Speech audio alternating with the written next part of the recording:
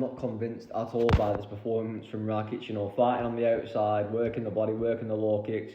You know, there was a few moments in this fight where Aleksandar Rakic did actually, you know, genuinely look like he was going to potentially work towards the finish against Marcin Tybura. I think he landed a really nice head kick in the first round. But Marcin Tybura never really looked in big trouble on the feet. And this, you know, recently we've kind of dispelled all these lighter man skill, you know, tales in terms of, you know, the lighter fighters always being better, you know. And a lot of times they move up and they do genuinely have a lot more skill on the feet. The grappling is a lot more slick. But heavyweight is really holding its own in terms of reputation recently because, you know, we know Cyril Gane defeated Alex Pereira and kind of made that look a little bit easy comparatively.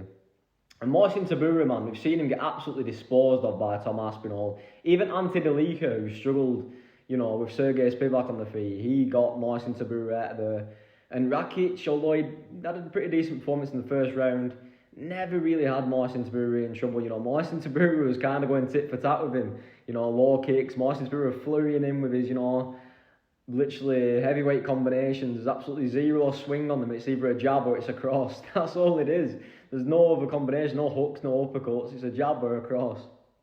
And yeah, Rakic kind of looked gassed going into the third round. You know, he literally had to spend the last half of the third round smudging Marcin Tybura up against the fence, which is not a good look, you know. He kind of had even a worse gas tank at heavyweight. And let's face it, you know, like, Rakic has actually hurt people at light heavyweight, you know, like Yuri Praska. You got Ankalaev's respect on the feet a little bit, but, you know, if Marcin Tybura welcoming you to the division as a challenge, then I'm not convinced. But still, he got the job done in Serbia, so it is what it is.